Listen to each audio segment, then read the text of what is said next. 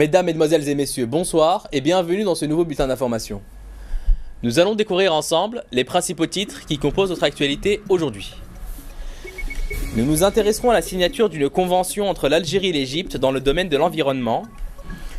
Nous reviendrons ensuite sur le projet de loi pour l'exploitation des centres spécialisés proposé par le ministère de la Solidarité nationale. À l'international, nous reviendrons sur les déclarations du président français qui juge Bachar al-Assad comme un interlocuteur non crédible. Avant de nous intéresser à l'agression de l'ambassadeur des États-Unis à Séoul.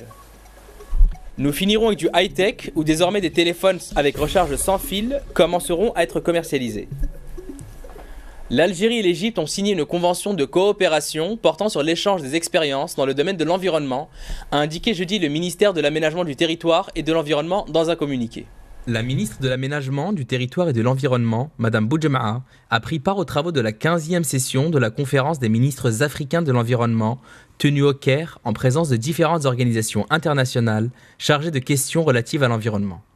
Plusieurs questions ont été évoquées lors de cette conférence, notamment les modalités de la gestion du patrimoine naturel en Afrique pour le développement durable, ainsi que les changements climatiques en préparation à la conférence de Paris qui se tiendra en décembre 2015. En marge de cette manifestation, une convention a été signée par la ministre et son homologue égyptien Khaled Fahmy. Elle porte sur l'échange des expériences entre les deux pays, l'élaboration de projets communs dans le domaine de la lutte contre la désertification, les changements climatiques, ainsi que la conservation des zones humides et les aires protégées. La ministre de la Solidarité nationale, de la famille et de la condition de la femme, Mounia Meslem, a annoncé mercredi à Alger un projet sur une exploitation plus efficace de certains centres relevant du secteur, soumis actuellement au secrétariat général du gouvernement. Madame Meslem a déclaré qu'un projet visant à assurer une exploitation plus efficace de certains centres relevant du secteur a été élaboré et sera soumis au secrétariat général du gouvernement. Il s'agit de transformer certains centres non exploités relevant du secteur de la solidarité nationale en centres de prise en charge des personnes aux besoins spécifiques, notamment les handicapés moteurs, et ce, pour une meilleure prise et rationalisation des moyens, a ajouté la ministre. Le ministère œuvre à couvrir les besoins des personnes handicapées, de même que l'enfance en détresse et les catégories vulnérables. Dans ce sens, l'arsenal juridique existant sera renforcé par des décrets réglementaires pour son application sur le terrain. Cette démarche est en accord avec les conventions internationales de la promotion des droits de l'homme dont l'Algérie est signataire, notamment celles visant l'accompagnement des catégories vulnérables. La préoccupation que constitue la filiation des enfants nés hors mariage doit interpeller les oulémas et les hommes de religion à chercher les moyens de répondre à cette préoccupation par la voie du débat et de la consultation dans le cadre du respect des préceptes de l'islam. Concernant la pension alimentaire pour les mères ayant la garde des enfants, la ministre a indiqué que le but de cette structure était d'atténuer la souffrance de la femme divorcée qui a la garde de ses enfants et de protéger ces derniers en leur garantissant une vie décente. François Hollande a affirmé jeudi que Bachar al-Assad, principal responsable du malheur de son peuple, n'était pas un interlocuteur crédible pour lutter contre Daesh et préparer l'avenir de la Syrie.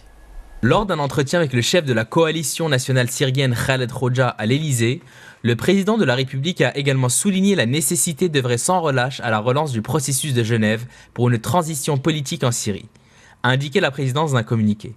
Selon François Hollande, c'est la seule solution possible pour rassembler le peuple syrien, répondre à ses aspirations légitimes, éradiquer les groupes terroristes et rétablir la paix civile. Il a à ce titre rappelé que Bachar al-Assad était le principal responsable du malheur de son peuple et de la montée des groupes terroristes en Syrie, et n'était donc pas un interlocuteur crédible pour lutter contre Daesh et préparer l'avenir de la Syrie, a indiqué l'Élysée. Le départ du président syrien n'avait jamais été une condition. Réitérant à Khoja le soutien politique et opérationnel de la France aux forces de l'opposition démocratique engagées en première ligne contre Daesh, le chef de l'État a par ailleurs félicité la coalition pour son initiative de dialogue avec les autres composantes de l'opposition démocratique et l'a encouragé à poursuivre dans cette voie. M. Khoja a de son côté souligné qu'un départ du pouvoir du président syrien n'avait jamais été une condition, même à Genève, lors des négociations de juin 2012. À l'époque, la communauté internationale s'était mise d'accord pour une sortie de crise jamais concrétisée, prévoyant la mise en place d'un gouvernement transitoire ayant les pleins pouvoirs exécutifs, regroupant des éléments du régime et de l'opposition. Cependant, il faudrait que les négociations soient claires et conduisent au départ de ce régime et de Bachar al-Assad, a ajouté le chef de l'opposition syrienne. Le groupe syrien de rebelles Hazm a annoncé sa dissolution suite à sa défaite face au front al-Nosra en Syrie. Au cours des 6 derniers mois, le mouvement Hazm a reçu des armes lourdes de la part de la coalition dirigée par les États-Unis, y compris des roquettes anti-chars Grad et Tow. Mais le front al-Nosra a triomphé du groupe Hazm dans la région d'Alep. Pour les États-Unis, voir leurs propres armes tomber entre les mains d'Al-Qaïda est un cauchemar. L'ambassadeur des États-Unis en Corée du Sud a été victime d'une agression à coups de couteau par un nationaliste coréen lors d'un petit déjeuner de travail sur la réunification de la péninsule. Mark Lippert, l'ambassadeur des États-Unis en Corée du Sud, qui a pris ses fonctions en novembre, a été agressé lors d'un petit déjeuner de travail sur la réunification de la péninsule par un homme de 55 ans qui avait déjà tenté de s'en prendre à l'ambassadeur du Japon en 2010 à l'aide d'un bloc de béton, ce qui lui avait valu une peine de prison avec sursis. Avant de s'attaquer aux diplomates américains, l'agresseur a lancé un slogan en faveur de la réunification de la Corée et un autre contre les exercices guerriers, évoquant sans doute ces manœuvres américano-sud-coréennes qui ont débuté cette semaine. L'ambassadeur avait le visage en sang, mais a pu se déplacer sans aide après les faits et a été conduit à l'hôpital. Ses blessures au visage et au poignet ont nécessité la pose de 80 points de suture lors d'une opération chirurgicale de 2h30, ont déclaré les médecins. Son état est stable et il devrait rester hospitalisé 3-4 jours. Alors que la présidente sud-coréenne a dénoncé un attentat contre l'alliance américano-coréenne, la Corée du Nord a à l'inverse estimé que l'ambassadeur avait reçu une punition méritée pour la tenue d'exercices militaires conjoints entre les États-Unis et la Corée du Sud, parlant de couteau de la justice. La Maison-Blanche a fait savoir que le président Barack Obama avait appelé le diplomate pour lui souhaiter un prompt rétablissement et le département d'État a condamné fermement cet acte de violence. L'Indonésie s'est opposée à l'idée d'un échange de prisonniers pour éviter l'exécution de 2 Australiens condamnés à mort pour trafic de drogue, a annoncé jeudi le vice-ministre indonésien des Affaires étrangères, Abdurrahman Mohamed Fashir.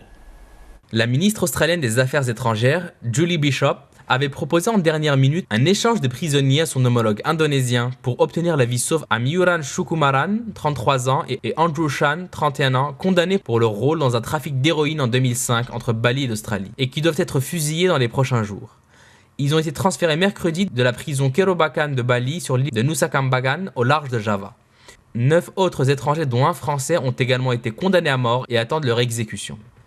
Les exécutions ont repris en 2013 en Indonésie après une suspension de 5 ans. L'Indonésie possède une des législations les plus strictes dans le monde en matière de trafic de drogue. 6 condamnés appartenant à un même groupe ont été exécutés en janvier 2015.